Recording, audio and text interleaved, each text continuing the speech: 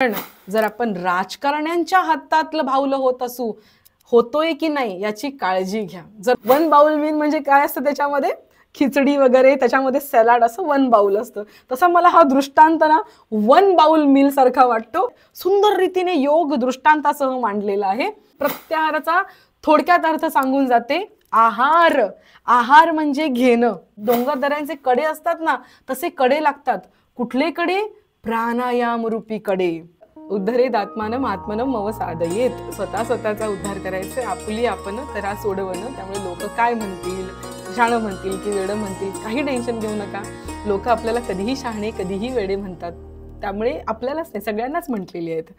त्यांचं टेन्शन न घेता छान हाताने टाळी, जितकं सुंदर परफेक्ट करता येईल ना. आपण आपल्या मुलांना सांगतो परीक्षेला जातोय, पेन असा पकड, सुंदर हस्ताक्षर काढ, शिक्षकाला वाचता आलं पाहिजे असं काढ. अगदी त्याप्रमाणे आपण जे नाम घेतोय ते भगवंताला कळलं पाहिजे आणि त्याच्याही नंतर ते आवडलं पाहिजे, रुचलं पाहिजे. जसं आपण देवाला म्हणतो ना की देवा माझं भलं होऊ दे, सून कशी नक्षत्रासारखी मिळू दे, लेक झाली तरी कशी गोरी पान नक्षत्रासारखी सडपातळ बांधायची होऊ दे. जसं देवाला मागतो ना तसं देव पण म्हणतो माझी भक्ती कशी कर, सुंदर कर, सुरस कर, सुग्रास कर, चविष्ट कर, अशी तुपकट कर, छान कर. तसं देवाचं नाम घ्यायचंय. अतिशय मनोभावे, दोन्ही हाताने टाळी, मुखाने नाम.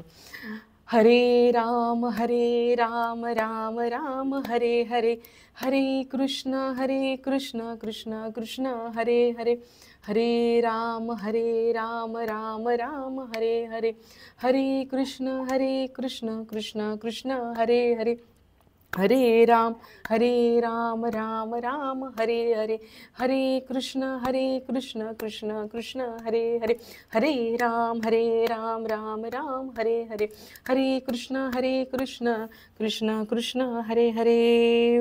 बोला पुंडलिक वरदे हरी विठ्ठल. श्री ज्ञानदेव तुकाराम पंढरीनाथ भगवान की जय. माऊली ज्ञानेश्वर महाराज की जय. जगद्गुरु तुकाराम महाराज की जय. सब संतन की जय. गोपाल कृष्ण भगवान की जय. विठ्ठल विठ्ठल विठ्ठल विठ्ठल विठ्ठल विठ्ठल. वक्रतुंड महाकाय सूर्यकोटी समप्रभ, निर्विघ्नं कुरु मे देव सर्वकार्येषु सर्वदा. या कुंदेन्दु तुषारहार धवला, या शुभ्रवस्त्रावृता, या वीणावरदण्डमण्डितकरा, या श्वेतपद्मासना, या ब्रह्माच्युत शङ्कर प्रभृतिभिः देवी सदा वन्दिता. सा मां पातु सरस्वती भगवती निःशेषजाड्यापहा. मूकं करोति वाचालं पंगुं लङ्घयते गिरिं, यत्कृपातमहं वन्दे परमानन्दमाधवं. माधुर्यरसकल्लोळां शिवशैत्येकरूपिणीम्, अमृतानुभवार्थाय वन्दे ज्ञानेशनन्दिनी. नमोऽस्तु ते व्यासविशालबुद्धे, फुल्लारविन्दाय तपत्रनेत्र. येन त्वया भारततैलपूर्ण प्रज्वालितो ज्ञानमय प्रदीपः.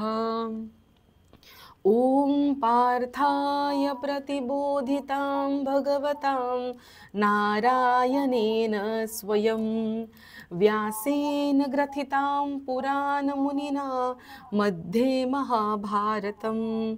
अद्वैतामृतवर्षिणीं भगवतीम् अष्टादशाध्यायिनीम्, अम्ब त्वाम् अनुसन्दधामि भगवद्गीते भवद्वेषिणीं. नमितो योगी थोरविरागी तत्त्वज्ञानी संत, तो सत्कविवर परात्पर गुरुज्ञानदेव भगवंत. बोला पुंडलिक वरदे हरी विठ्ठल. श्री ज्ञानदेव तुकाराम पंढरीनाथ भगवान की जय. माऊली ज्ञानेश्वर महाराज की जय. जगद्गुरु तुकाराम महाराज की जय. सब संतन की जय. गोपाल कृष्ण भगवान की जय. विठ्ठल विठ्ठल विठ्ठल विठ्ठल विठ्ठल विठ्ठल विठ्ठल. रामकृष्ण हरी. खरं पाहताना असं लोक बऱ्याच वेळा हा प्रश्न लोकांना खूपच वेळा पडतो की म्हणजे माझ्याबद्दलच नाही, आपल्या काळाच्या ओघामध्ये जेवढे संत झाले, जेवढी मोठी लोक झाली, जेवढी लोक मोठी झाली ना, प्रत्येकाने भगवंताला मानले, एवढं लक्षात ठेवा. आणि ज्यांनी नाही मानलं त्याने मी देव मानत नाही असं म्हणत देवदेवच जास्त केलेलं आहे, हेही लक्षात घ्या. तर काळाच्या ओघात जेवढी लोक झाली त्या सगळ्यांनी आपलं कर्म टाकलं नाहीये. कोणी देशसेवा केली, कोणी लोकसेवा केली, कोणी समाजसेवा केली, कोणी आपल्या घरादाराची सेवा केली, आणि प्रत्येकाने कर्म करतच भगवंताची प्राप्ती केली. तर असं वाटू शकतं की कसं काय शक्य आहे, हे करता करता आपण असं आध्यात्मिक कसं करू शकतो. हे मी का सांगते, मुद्दा लक्षात घ्या.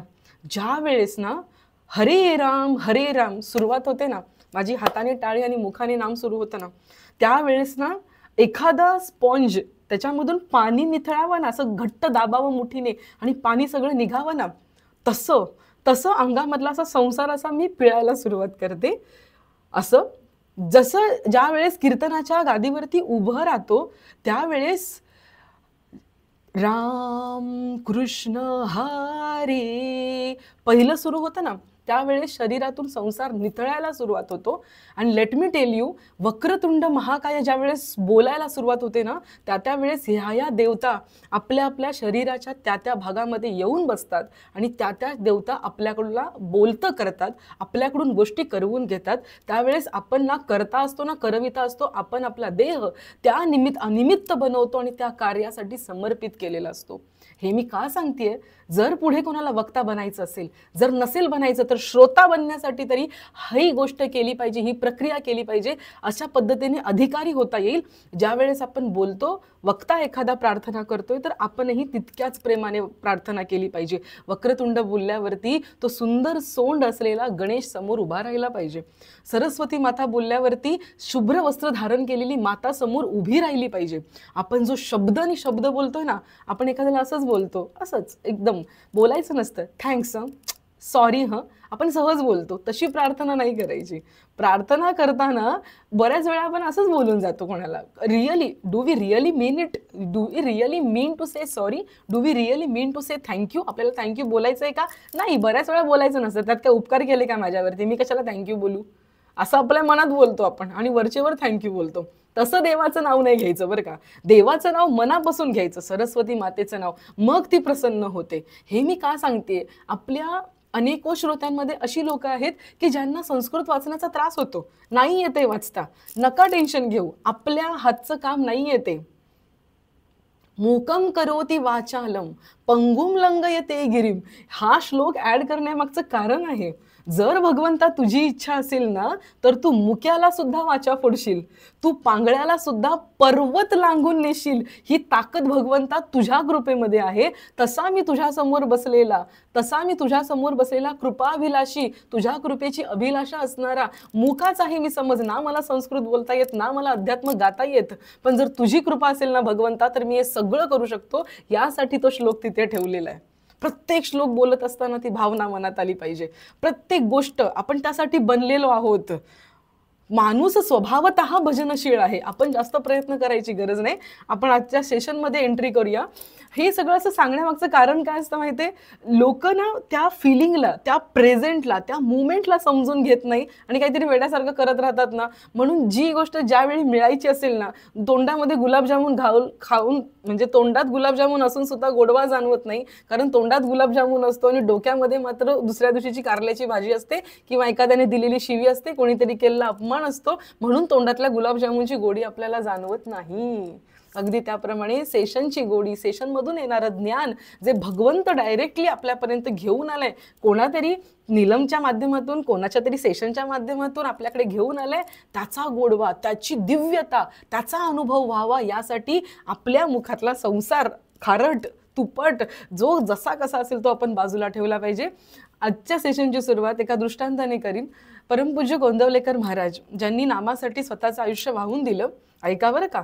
गोंदवलेकर महाराजांकडे असे काही शिष्य, आपण अनेक वेळा दृष्टांत ऐकलेत, असे काही शिष्य नेहमीच्या बैठकीत यायचे आणि प्रवचन ऐकण्यासाठी असायचे, श्रवणासाठी असायचे, सेवेसाठी असायचे.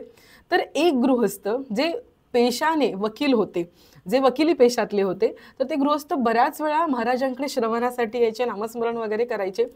तर महाराज एकदा प्रवचनामध्ये बोलत असताना बोलले की आपल्या मनामध्ये जी काही इच्छा येते ना, जे काही येतं ना, ते आपण भगवंताला अर्पण करावं. सगळं सगळं भगवंताचंच आहे.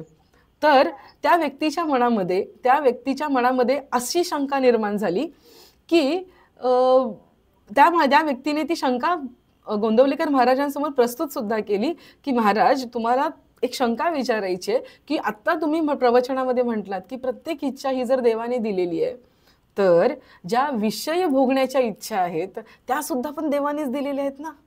मग त्या विषयांच्या इच्छात पण देवाने दिलेत, मग त्या सुद्धा पवित्र आहेत, त्या सुद्धा मंगल आहेत, मग त्यांचा आम्ही आदर का करू नये, त्यांना आम्ही पूर्ण का करू नये. तर गोंदवलेकर महाराजांनी उत्तराची सुरुवात अशी केली की तुमचा पेशा वकिली आहे म्हणून असा प्रश्न तुमच्याच मनात येणार. बघा बरं का, आपल्याला पडलेला हा प्रश्न आहे रोजच्या आयुष्यामध्ये.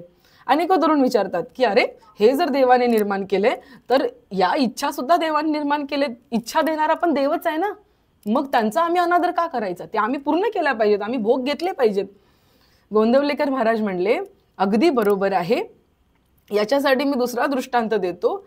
अंधार, अंधारासाठी कोण कारणीभूत आहे, अंधारासाठी कोण कारणीभूत आहे, त्याच्यावरती महाराजांनीच उत्तर दिलं की अंधारासाठी सूर्यच कारणीभूत आहे.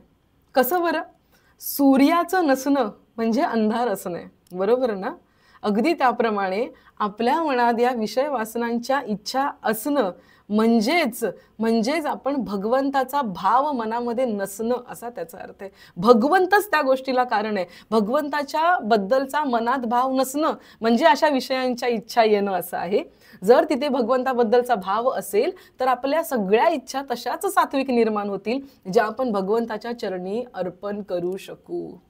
बघा, नामस्मरण याचं दुसरा उद्देश काय आहे? नामस्मरण करत असताना सतत मनामध्ये भगवंताचं अनुसंधान जागृत आहे. आत्म्याचं असेल की नाही माहिती नाही, जो योगाने आपण स्वतःला अहम ब्रह्मास्मी जाणून घेतलंय की नाही याला महत्व नाहीये, पण अंतःकरणामध्ये नामस्मरण भगवंताचं आहे. म्हणजे इच्छा निर्माण होतात त्या सगळ्या सात्विक निर्माण होतात, मनात येणारे विचार सुद्धा सात्विक निर्माण होतात. आणि एखादा जर नास्तिक असेल, एखादा जर तामसी वृत्तीचा असेल, तर त्याच्यात आणि आपल्यामध्ये फरक काय आहे? त्याच्या मनामध्ये भगवंताचा भाव नाहीये, त्याच्यामुळे मनामध्ये येणाऱ्या इच्छा सुद्धा तशाच पद्धतीच्या वाईट असतात.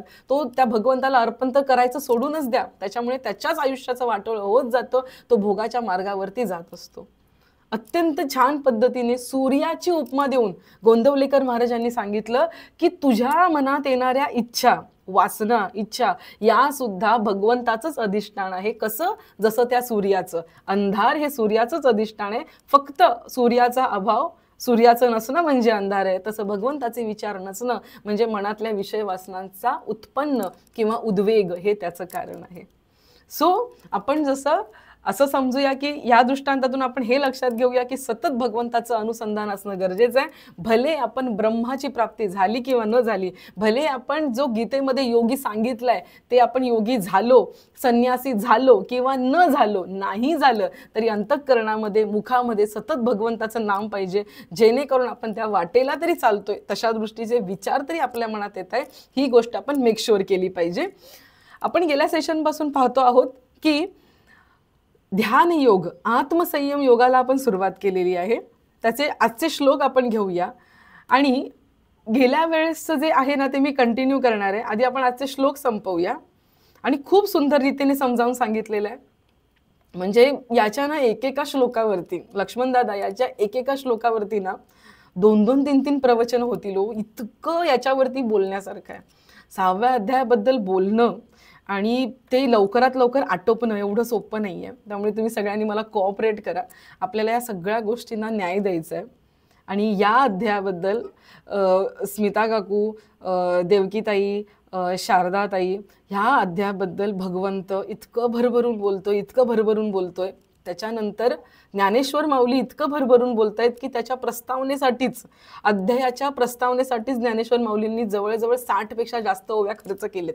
इतकं त्यांनी प्रस्तावनेतच बोललेत. म्हणजे 60 वाक्य ज्ञानेश्वर माऊलींनी याच्या प्रस्तावनेसाठीच दिलेत, त्यापेक्षा जास्तच. श्लोक क्रमांक 5, आधी आपण श्लोकांचं उच्चारण घेऊया. श्लोक क्रमांक 5, उद्धरेदात्मनात्म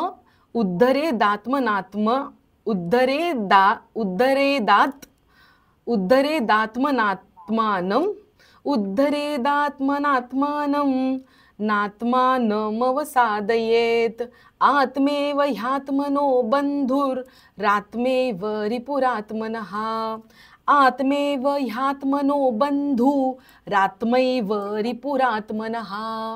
ठीक है, उद्धरेदात्मनात्मानं नात्मानमवसादयेत आत्मेव ह्यात्मनो बंधु रात्मेव रिपुरात्मनः।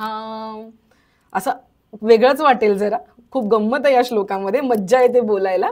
बोलून बघा, त्या क्षणाची मज्जा आहे, चुकलं तर चुकलं, गंमत आहे ना त्याच्यामध्ये.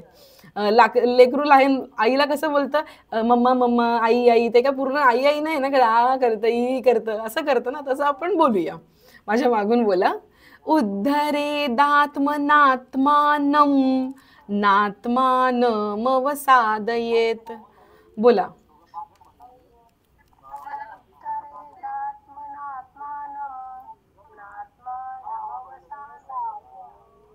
आत्मैव ह्यात्मनो बंधु रात्मैव रिपुरात्मनः।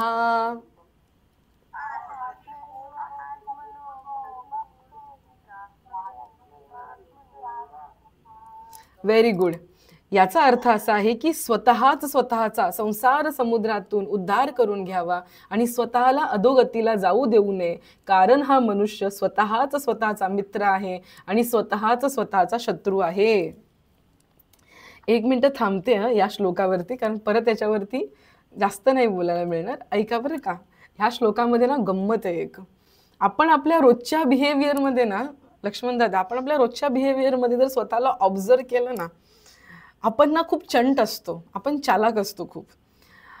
अहो ना, भाजी आज जर अशी खारट झाली ना, अहो काय नाही हो, भाजी करत असताना नेमकी माझी शेजारीण आली आणि तिने डोरबेल वाजवली, चुकून मी बरोबर मीठ टाकत होते तर पूर्ण चमचाच मिठाचा भाजीत पडला.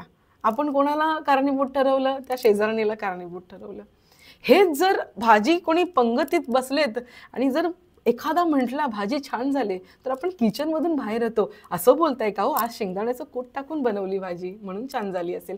म्हणजे तिथे येऊन आपल्याला शेंगदाण्याचं कूट टाकलंय हे सांगायचं नसतं, मी भाजी बनवली हे सांगायचं असतं.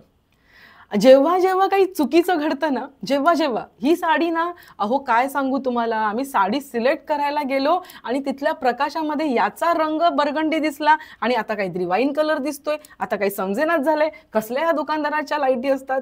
आता त्याच्यामध्ये त्या लाईटीचा काय दोष आहे? दुकानदारांनी सगळ्या लाईटी सगळ्या दुकानभर लावून ठेवलेत, पण आपण आपला दोष नाही घेत, आपण दुसऱ्याला सांगतो की या लाईटीमुळे असं झालं, या सजीव वस्तूमुळे झालं किंवा निर्जीव वस्तूमुळे झालं किंवा परिस्थितीमुळे झालं.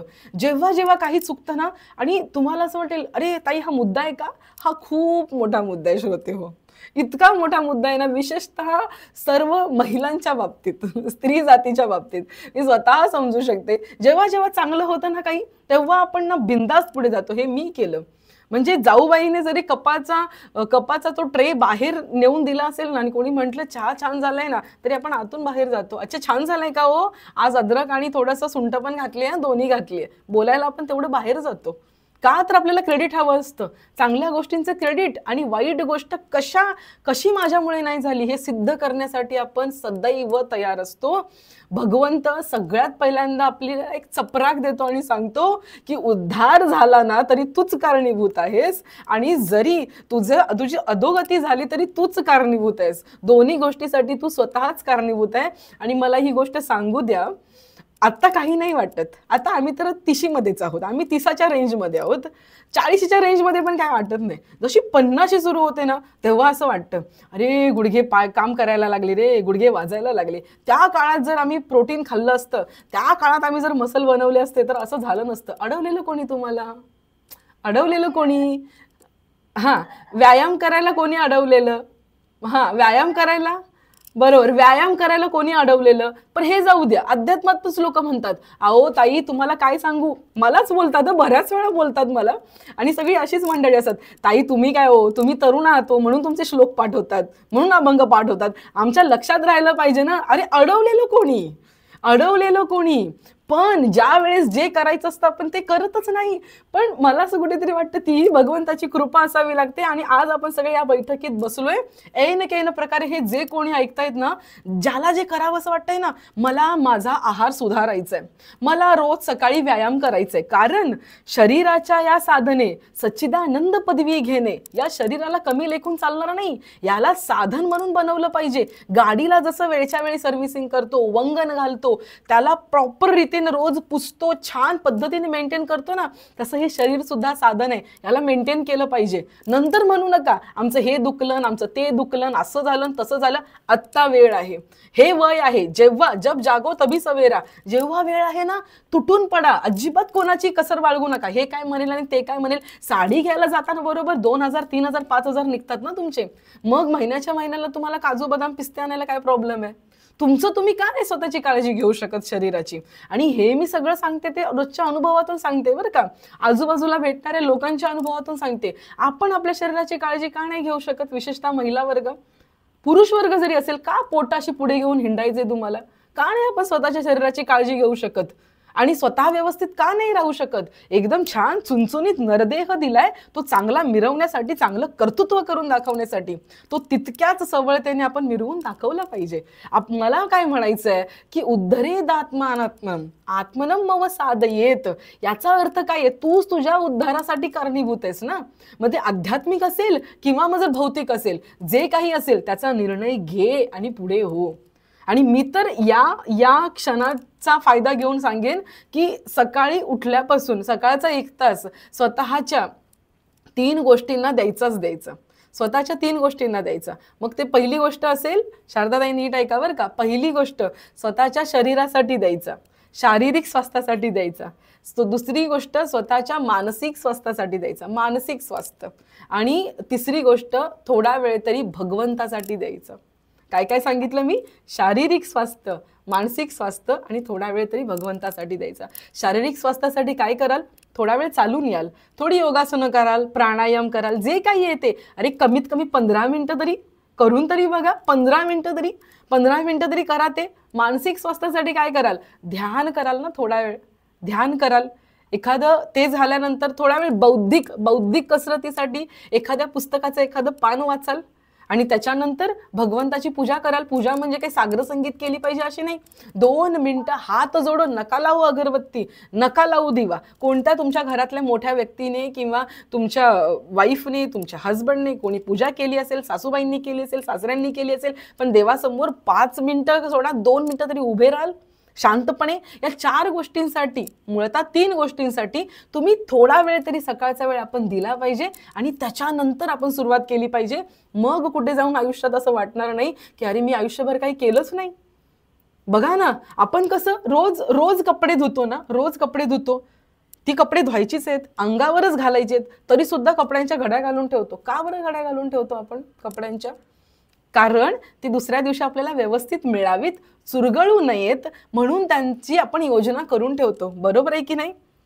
रोजच कपडे घालायचेत, रोजच भांडी घासायचेत, ती रोजच मग मांडणीत मांडण्याची काय गरज आहे. त्यांना असं पुसून व्यवस्थित मांडणीत मांडायचं, व्यवस्थित त्यांची काळजी घ्यायची काय गरज आहे.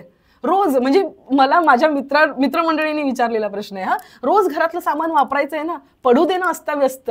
एकदा अस्ताव्यस्त पाडून बघा मनाची भूमिका काय होते, तुमचं मन पण अस्ताव्यस्त व्हायला लागतं. अगदी त्याप्रमाणे रोज सकाळी उठल्यावरती जस्ट स्पेंड 1 hour स्वतःवरती 1 तास फक्त स्पेंड करा ना.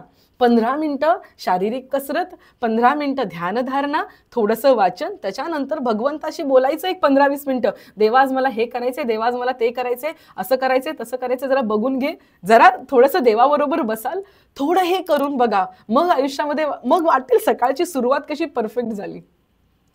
माझ्या आईने मला लहानपणापासून एक सुंदर सवय लावली. उठल्यावरती ना, जास्त काही नाही ना, बऱ्याच लहानपणापासून म्हणजे खूप लहान असल्यापासून, म्हणजे वडिलांनी तर मारून मारून लावली की अंगावरती जे पांघरून घेतलंय ना त्याची नीट घडी घालून ठेवायची. कळलं का गणेश दादा, अंगावरती जे पांघरून घेतलंय ना त्याची नीट घडी घालून ठेवायची. फक्त अंगावरच्या पांघरुणाची घडी घालायची. या छोट्याशा गोष्टीमुळे होतं काय माहितीये, ती घडी घातली ना की स्मिता काकू असं वाटतं की चला मी माझ्या दिवसाचं पहिलं काम सुंदर रीतीने पार पाडलं.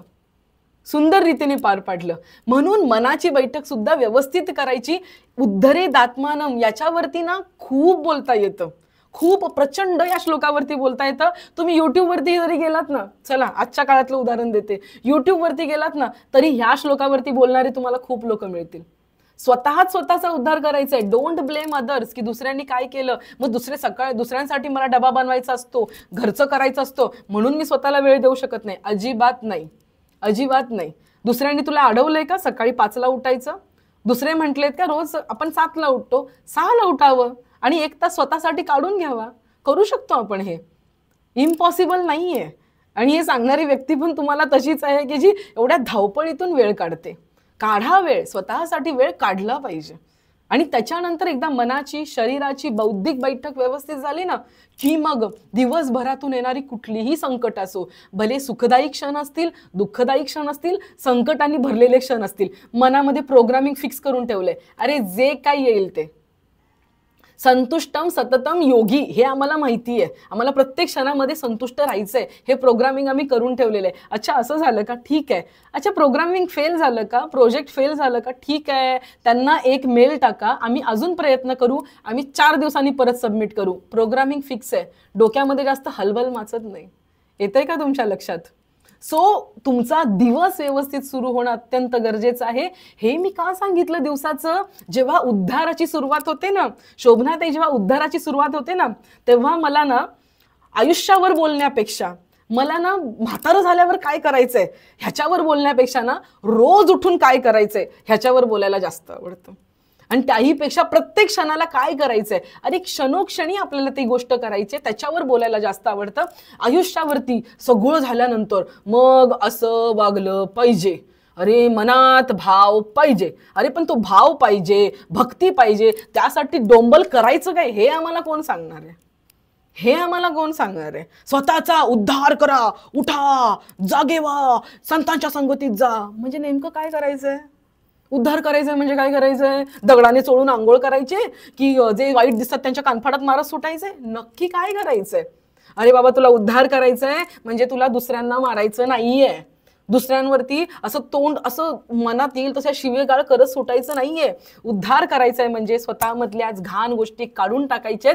घाण गोष्टी काढून टाकायच्या म्हणजे काय करायचं? कुठलं खुरपं वगैरे येतं का ज्याच्याने आम्ही असं घाण गोष्टी आतल्या काढू? नाही, तुला तुझं वागणं व्यवस्थित करायचंय. रोज सकाळी उठल्या उठल्या उठायचं 8, 8:30 वाजता, हा मोबाईल हातात घ्यायचा, 1 तास बसायचं. कोणतरी बोलणार, अगं उठलीस ग, डबा कोण बनवणार ग, चहा कोण बनवणार ग, आणि त्याला ए गप्पा बसा ना तुम्ही, तुम्हाला काय कळतं? अशी घाण सुरुवात दिवसाची करायची नाही. हे छोटंसं उदाहरण, उद्धार स्वतःचा जर करायचा असेल तर अनेको गोष्टी त्या कॅटेगरीत येतात. त्यातली सगळ्यात मायन्यूट गोष्ट, वाईट विचारांना दूर करणे. व्हेरी गुड दादा. वाईट विचारांना दूर करायचं असेल ना तर सिंपल गोष्ट आहे, या कपामध्ये कॉफी, जसं मागे सांगितलेलं, या कपातल्या कॉफीला जर मला पाण्याने भरायचं, या कपालातलं आधी कॉफी ओतली पाहिजे. आणि जर पाणी ओतायला लागलं ना, भरपूर पाणी ओतायला लागलं ना, तर कॉफी आपोआप वाहून जाईल. अगदी त्याप्रमाणे भरपूर चांगले विचार मनामध्ये ओतत राहिलं ना तर वाईट विचार असे वाहून जातात, वाईट विचार पळून जातात. आणि अजून एक गोष्ट सांगू द्या भगवंताच्या कृपेची, वाईट लोक सुद्धा आपल्यापासून दूर पळून जातात. हा माझा अनुभव आहे. एक सांगू तुम्हाला, तुम्ही रोज सकाळी उठायला लागा, तुमचं अंगण झाडायला लागा. तुम्ही जर नोकरीतले असाल, तुम्ही तुमच्या जॉबच्या ठिकाणी 15 मिनिटं आधी पोचायला लागा. तुम्ही तुमचं काम चांगलं करायला लागा. तुमच्या शेजारची जी बाई असते ना, जी सगळ्यांच्या कागाळ्या करत असते, आज इकडे पार्टी करूया, तिने पार्टी दिलीच नाही ग, आज भिशीचा फंड फुटला, तिलाच लागला ग, तिने काय घेतलं ग ₹1,00,000. अशी जी गप्पा मारणारी बाई असते ना, सगळ्यात पहिल्यांदा ती तुम्हाला दिसली ना तर ती तुमच्यापासून लांब पळून जाते. ती कधीच तुम्हाला नमस्कार बोलायला येत नाही. लक्षात घ्या. ऑफिसमधला तो जो असतो ना वेडा माणूस, जो सगळ्यांच्या कागाळ्या करत सुटत असतो, दर 1 तासाने म्हणत असतो, चल ना चहाला जाऊया ना, चल ना कॉफीला, चल ना जरा सुट्टा बिट्टा करूया ना, असला माणूस आपल्यापासून लांब पळायला लागतो ज्या वेळेस आपण चांगलं वागायला लागतो. ही भगवंताची कृपा असते, ही भगवंताची कृपा असते. त्याच्या मागचं सायन्स असं आहे, त्यांना कळतं की चांगलं वागणारा मनुष्य आपल्याला एंटरटेन करणार नाहीये, मग तो लांब पळायला लागतो. इतकं साधं आणि इतकं सोपं आहे. तर या नोटवरती मी तुम्हाला कॉल टू ॲक्शन जे काही आहे ते सांगितलंय. उद्धार स्वतःचा करायचा, आपुली आपण करा सोडवणं, संसार बंधन तोडावेगी. संसार बंधन तोडायचं म्हणजे काय? सध्याच्या आयुष्यातला, सध्याच्या काळातला सगळ्यात मोठा संसार प्रपंच म्हणजे हा आहे, मोबाईल. आपुली आपण करा सोडवणं आणि हा संसार बंधन तोडावेगी. आधी तो खाली ठेवा, आधी खाली ठेवा. उद्धार करायचा आहे ना, सगळ्यात पहिला प्रिन्सिपल, सगळ्यात पहिला रूल मी स्वतःला पण सांगते हे, आणि स्वतःला सुद्धा मी घरच्यांना पण सांगते, स्वतःला सुद्धा सांगते, आणि ते पाळण्याचा काटेकोरपणे मी प्रयत्न करते. रात्री सुद्धा कामाशिवाय हातात घ्यायचा नाही, कारण 30 सेकंदाची एक रील आपल्या पुढच्या रील बघत 3 तास काढत नाही. एवढं लक्षात ठेवा, एवढं लक्षात ठेवा. सोपं नाही आत्ताच्या काळात संसार बंधन तोडावेगी. खूप अवघड आहे, महा अवघड आहे. पूर्वीच्या काळात खूप लोक मिळायची तुम्हाला, आमचं ना 1 तास नामस्मरण असतं असं अहंकाराने बोलणारी खूप लोक मिळायची. आत्ताच्या काळात ती पण मिळणार नाहीत आपल्याला, कारण सगळ्यांचा वेळ याच्यामध्येच चाललेला आहे. आत्ताची ही जी पिढी आहे ना, ही जी तुम्हा लोकांची छान पिढी आहे ना, ह्याच्यानंतर बघायला पण मिळणार नाही हो कोण असं की ताई आम्हाला नामस्मरण वगैरे करायचंय हो, कसं करायचं असा प्रश्न विचारणारे पण मिळणार नाहीत. पहिला प्रश्न असेल ह्याच्यापासून सुटका कशी करायची आधी ते सांगा, मग पुढचं नामस्मरण करू. आधी आम्हाला रोज आंघोळीला वेळ मिळू द्या, मग नामस्मरणाचं बघू आम्ही. आधी सोडवण करायची ना, ह्याच्यापासून करा, रात्री झोपताना करा, सकाळी उठल्यावरती हे जे ना हे बाजूला ठेवून सगळ्या दिनक्रमाला सुरुवात करा, आणि पुढचे 3 ते 4 तास तरी त्याला हात नाही लावायचा. हा एक नियम स्वतःला बांधून उद्धार करायचा आहे ना. बघा बरं का, कृष्णाच्या काळामध्ये, भगवंताच्या काळातला उद्धाराची डेफिनेशन वेगळी होती. ज्ञानेश्वर माऊलींच्या काळात 1200च्या काळातली उद्धाराची डेफिनेशन वेगळी होती. त्याच्यानंतर 1500-1600च्या काळामध्ये ज्या वेळेस तुकाराम महाराज आणि नाथ महाराज आहेत, तुकाराम महाराज आणि समर्थ रामदास स्वामी आहेत, त्यांच्या काळातली उद्धाराची डेफिनेशन वेगळी होती. त्याच्यानंतर 1900च्या काळामध्ये आता हे सगळे संत आले, गुलाबराव महाराज वगैरे, त्यांच्या काळातली उद्धाराची डेफिनेशन वेगळी आहे, गाडगे महाराजांच्या वगैरे. आत्ताच्या काळातली उद्धाराची डेफिनेशन वेगळी आहे. त्या डेफिनेशनचं, त्या प्रश्नाचं पहिलं उत्तर आहे मोबाईल पासून सुटका. मोबाईल, लॅपटॉप, गॅजेट्स पासून सुटका, ही उद्धाराची पहिली डेफिनेशन. आपली आपण करा सोडवणं आणि मोबाईल बंधन तोडावेगी, हे असं म्हणायला हरकत नाही. आपण पुढच्या श्लोकाकडे जाऊया, कारण मला गेल्या वेळच्या ना ज्ञानेश्वरीच्या समरीकडे यायचंय, आणि जसजसं वेळ मिळेल तसं या श्लोकावरती आपण बोलतच जाऊ. खूप सुंदर श्लोक आहे. असं कुठलं कीर्तनकाराचं कीर्तन होत नाही ज्याच्यामध्ये त्याने हा श्लोक गायला नाहीये, असा हा फेमस श्लोक आहे. अध्याय क्रमांक 6, श्लोक क्रमांक 5. त्याच्यानंतर श्लोक क्रमांक 6 वर जाऊया आपण. श्लोक क्रमांक 6. ओके. बंधुरात्मा. आता मी जे लाल अक्षरात लिहिलंय ना, ते संधी विग्रह करून लिहिलेले, तोडून लिहिलंय. संधी विग्रह नाहीये, शब्द सेपरेट केलेले आहेत, आणि काही ठिकाणी संधी विग्रह आहे. बंधुरात्मा, बंधुरात्मा त्मनस्तस्य, बंधुरात्मा, बंधुरात्मात्म नस्तस्य, बंधुरात्मात्म नस्तस्य, बंधुरात्मात्म. बघा बरं का, बंधुरात्मात्म, बंधुरात्मात्म नस्तस्य, नस्तस्य, बंधुरात्मात्म नस्तस्य, स्तस्य, स्तस्य, स आहे दोन्ही ठिकाणी. येनात, येनात, त हलंत, तो मला जोडलेला आहे म्हणून, येनात मैवात्मना जितः, बंधुरात्मात्मनस्तस्य येनात मेवात्मना जितः. शेवटचा हा पूर्ण बोलायचा आहे. अनात्मनस्तु शत्रुत्वे वर्तेतात्मैव शत्रुवत. ठीक आहे, शत्रुवत नाही, शत्रुवत. सोप्पा आहे, काही अवघड नाही. आपण याच्यापेक्षा अवघड श्लोक केलेले आहेत. माझ्या मागून बोला. बंधुरात्मात्मनस्तस्य येनात्मेवात्मना जितः. बोला.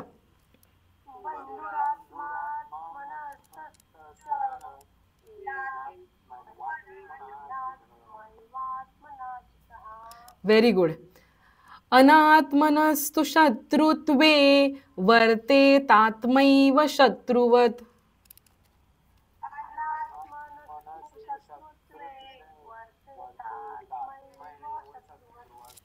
Very good. याचा अर्थ असा आहे की ज्या जीवात्म्याने मन व इंद्रियांसह शरीर जिंकलं, त्या जीवात्म्याचा तर तो स्वतःच मित्र आहे, आणि ज्याने मन व इंद्रियांसह शरीर जिंकले नाही त्याचा तो स्वतःच शत्रू आहे. ज्या मनुष्याने स्वतःचं मन जिंकून मोबाईलवरती विजय मिळवला, स्वतःच्या मनावरती विजय मिळवला, मोबाईल हातात कधी घ्यायचा कंट्रोल केलं, कधी हातात घ्यायचा कधी हातात घ्यायचा नाही, जे अवघड आहे. छोटस यंत्र, पण त्याच्यावरती कंट्रोल मिळवण्यासाठी आधी मनावरती कंट्रोल असावा लागतो. छोटसच आहे, उदाहरण देते. ज्याने जिंकलं ना, त्याने स्वतःची इंद्रिय सुद्धा जिंकली, तो स्वतःचा मित्र आहे. आणि ज्याने ते जिंकलं नाही, तो जर 18 वर्षाचा असेल, तो जर शोभनाताई 20 वर्षाचा असेल, त्याचं अवघं तारुण्य त्यातच निघून गेलं. त्याने कर्तृत्व करायचं कधी, त्याने शिकायचं कधी. आणि जर आत्ता शिक्षण नाही झालं तर पुढे काय करायचं? शिक्षण म्हणजे फक्त अभ्यासी नाही बरं का. जर तुम्हाला व्यवसाय करायचं शिक्षण हवं असेल, जर तुम्हाला कुठलं कर्तृत्व करायचं असेल, तर या वयात नाही केलं. नुसतं मोबाईल करत बसला तर पुढचं करायचं कधी, करणार कधी? 18, 19, 20 आत्ताची पिढी रील बघत सुटलीये आणि त्यांना असं वाटतंय की युट्यूब आहे, इंस्टाग्राम आहे, हेच सगळं आपलं करिअर आहे, असं त्यांना वाटतंय. काय वाटतंय? युट्यूब, इंस्टाग्राम हे सगळं करिअर आहे. एक गोष्ट लक्षात घ्या, एक सायन्सचा भाग अभ्यासीला आहे म्हणून तुम्हाला सांगते. या संपूर्ण युनिव्हर्समध्ये जसा डेटा पॅक असतो ना, ऐका बरं का शारदाताई, डेटा पॅक मोबाईलमध्ये असेल ना, मोबाईलमध्ये जर डेटा पॅक असेल ना, तर तेवढाच वेळ तो डेटा वापरून आपण इंटरनेटवरती काम करू शकतो किंवा इंटरनेट वापरू शकतो. अगदी त्याप्रमाणे या युनिव्हर्समध्ये हा जो इंटरनेटचा डेटा आहे ना, तो काय असा फुकटचा नाही आहे. त्याच्यासाठी सुद्धा स्पेस ऑक्युपाय केलेली आहे. जसं मोबाईलला एका ठिकाणी जर इजा झाली तर अख्खा मोबाईल बंद पडेल, किंवा एखादं मोठं यंत्र असतं त्याच्यासाठी एकच स्विच असतो ऑन आणि ऑफ करण्याचा. नीट ऐका बरं का. तसा या अखंड डेटा आपला एका छोट्याशा गोष्टीमुळे सुद्धा डॅमेज होऊ शकतो आणि युनिव्हर्समधून गायब होऊ शकतो. कळलं मी काय बोलते? यूट्यूबवरती जे आपण व्हिडिओ अपलोड करतोय, इंस्टाग्रामवरती जो व्हिडिओ अपलोड करतोय आणि आपल्याला असं वाटतं की ह्याच्यामधून खूप रेव्हेन्यू जनरेट होतोय आणि खूप काय काय आपण काळाच्या ओघात असेच राहू, अजिबात नाही. एखादं कुठलं तरी डॅमेज झालं आणि हा जर डेटा युनिव्हर्समधून उडला आणि त्याच्यानंतर तो रिकवर नाही करता आला तर समजून चला आपलं सगळं नुकसान आहे. मग काय करायचं? कॉन्क्रीट गोष्टीमध्ये कुठेतरी स्वतःचा वेळ लावा. याचा अर्थ मी असं नाही म्हणणार जर तुम्ही ऑनलाईन ज्या गोष्टी करताय त्या करू नका, तुम्ही ऑनलाईन अर्निंग करताय, तुम्ही व्हिडिओ अपलोड करताय ते करू नका, पण ते करत असताना, या अशाश्वत गोष्टी करत असताना शाश्वत गोष्टी सोडू नका, शाश्वत गोष्टींकडे दुर्लक्ष करू नका, हे मला इथे सांगायचं आहे. सध्याच्या काळामध्ये ही जी लाईन ड्रॉ करणं आहे ना, ते प्रचंड अवघड आहे की अशाश्वत काय आहे आणि शाश्वत काय आहे. जर आपण ऑब्झर्व केलं ना तर आपण सगळेजण ऑनलाईन जगतोय, आपण ऑफलाईन जगतच नाही आहोत. आपण सतत ऑनलाईन आहोत. आपण एखादी वस्तू मागवायची ऑनलाईन मागवतो, आपण एखाद्याला कॉल करायचा आहे फोनवर करतो, एखाद्याला मेसेज करायचा आहे व्हॉट्सअप करतो. आपलं संपूर्ण आयुष्य ऑनलाईन झालेलं आहे. प्रचंड घातक आहे हे, खूप घातक आहे. त्यामुळे जर अध्यात्मामध्ये पहिलं पाऊल टाकायचं असेल ना, आपण संसारिक आहोत, आपण ऑनलाईन जगणार नाही असं होणार नाही, पण ऑनलाईन किती राहावं ह्याच्यावरती कंट्रोल करा. खूप महत्वाचं आहे, अत्यंत महत्वाचं आहे. ज्याने याच्यावरती कंट्रोल केला तो स्वतःचा मित्र आहे, आणि ज्याने याच्यावरती कंट्रोल नाही केला तो स्वतःचा शत्रू आहे. मोबाईल बघता बघता बघता कधी हिचकी येईल, हार्ट अटॅक येईल आणि जीव निघून जाईल, कळणारही नाही. वाटते गोष्ट छोटीशी, थोडंसं बसून आत्मावलोकन करून या गोष्टीबाबत विचार करूया आणि मग पुढे चालूया. चला, पुढचा श्लोक क्रमांक 7. मी फक्त उदाहरण मोबाईलचं दिलं जे खूप मोठं होतं, पण आपणच आपले मित्र आहोत आणि शत्रू आहोत हे श्लोक क्रमांक 6 मध्ये सांगितलं. श्लोक क्रमांक 7. जितात्मनच्या नंतरचा विसर्ग आहे तो अर्धा बोलायचा, कारण पुढे प आहे. जितात्मन प्रशांतस्य परमात्मा समाहितः शीतोष्ण सुख दुःखेषु तथा मानापमानयोः. अत्यंत सिंपल, काहीच सांगायची गरज नाहीये. माझ्या मागून बोला, पूर्णपणे कॉन्सन्ट्रेट करा. जितात्मन प्रशांतस्य परमात्मा समाहिताः. बोला उज्ज्वलाताई.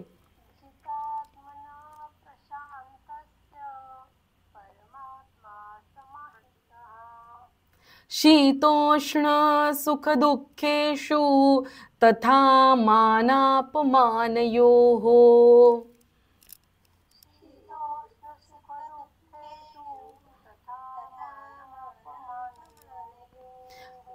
Very good अर्चनाताई. याचा अर्थ असा आहे की थंड उष्ण, थंड आहे की उष्ण आहे, सुख आहे की दुःख आहे इत्यादी, किंवा मान आहे की अपमान आहे, याच्यामध्ये ज्याच्या अंतःकरणाची वृत्ती पूर्णपणे शांत झाली आहे अशा स्वाधीन स्वाधीन आपण म्हणतो ना, आपण एखाद्याच्या स्वाधीन झालो, मी या गोष्टीच्या तो व्यसनाच्या अधीन झाला, तसं आधीन स्वाधीन म्हणजे स्वतःच्या अधीन स्वमध्ये स्थित असलेला आत्मा पुरुषाच्या ज्ञानात सचिदानंद घन परमात्मा उत्तम प्रकारे अधिष्ठित असतो. त्याच्या ज्ञानामध्ये सच्चिदानंद घन परमात्मा उत्तम प्रकारे चांगल्या पद्धतीने अधिष्ठित असतो. म्हणजेच त्याच्या ज्ञानात परमात्म्याशिवाय दुसरे काहीच नसते. म्हणजे त्याच्या रोजच्या विषयांमध्ये, करण्यामध्ये बोलावा विठ्ठल, पहावा विठ्ठल, करावा विठ्ठल, जीव भावे, हा जो अभंग आहे ना, उगाच तुकाराम महाराज म्हणत नाहीत, वेदांचा तो अर्थ आम्हासीच ठावा आणि येरांनी व्हावा भारमाता. याचा अर्थ असा का आहे की विद्वान लोकांनी शब्दांचं ओझं व्हावं, विद्वान लोकांनी या श्रुतीचा अर्थ काय आहे. आता हे उपनिषदातले श्लोक आहेत ना, हा उपनिषदाचा भाग आहे. विद्वान लोकांनी उपनिषदामध्ये काय आहे ते सांगावं. आमचे तुकाराम महाराज साध्या भाषेत बोलतात, अरे बोलावा विठ्ठल, पहावा विठ्ठल आणि करावा विठ्ठल, कसा जीव भावे, म्हणजे स्वाधीन होऊन, स्वाधीन होऊन, स्वमध्ये स्थित राहून. त्याच्या बोलण्यामध्ये विठ्ठल आहे, त्याच्या बोलण्यामध्ये विठ्ठल म्हणजेच कोण, सच्चिदानंद घन परमात्मा. पहावा विठ्ठल, पाहण्यामध्ये पण परमात्मा आहे, करण्यामध्ये पण परमात्मा आहे, असं इथे तुकाराम महाराजांचं प्रमाण देऊन सांगता येईल. तो व्यक्ती असा असतो. त्याच्याबद्दल आपल्याला डिटेलमध्ये बोलायचंय किंवा आपण बोलत आलो आहोत, अजून आपण बोलू, पूर्णपणे बोलू. उसाचा रस प्यायचा असेल तर पूर्णपणे त्याचा चोथा असा काय म्हणतात ना, दाबून दाबून त्यातला रस काढावा लागतो. तसं आपण या श्लोकांचं रसग्रहण छान पद्धतीने करणार आहोत. पुढचा श्लोक क्रमांक 8. ज्ञान विज्ञान तृप्तात्मा कूटस्थो विजितेंद्रिय. कूटस्थो कू दुसरा आहे, कूटस्थो विजितेंद्रिय. युक्त इत्युच्यते योगी, युक्त इत्युच्यते योगी, समलोष्टाश्म कांचन. सोपं करून लिहिलेलं आहे, संधी विग्रह नाहीये, सोपं करून लिहिलंय. ज्ञान विज्ञान तृप्तात्मा कूटस्थो विजितेंद्रिय, युक्त इत्युच्यते योगी, समलोष्टाश्म कांचन. ठीक आहे, माझ्या मागून बोला. ज्ञान विज्ञान तृप्तात्मा कूटस्थो विजितेंद्रिय.